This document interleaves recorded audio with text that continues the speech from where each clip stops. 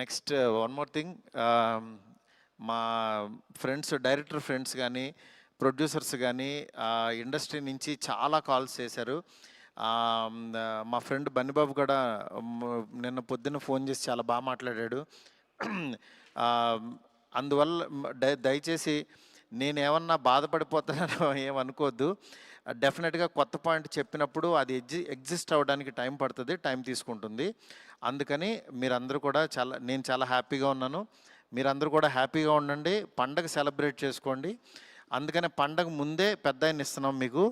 ఈ పెద్ద ఆయన మీ దగ్గరికి వచ్చి థియేటర్లో ఎందుకంటే పండగ తర్వాత తీసుకొచ్చినా సరే ఇది ఉండదని చాలా కష్టపడి చాలా త్వరగా తీసుకొచ్చేసాము ఇన్ని. అందుకని ఈ పండగలో పెద్ద ఆయన ముందే చూసి పండగ సెలబ్రేట్ చేసుకోండి.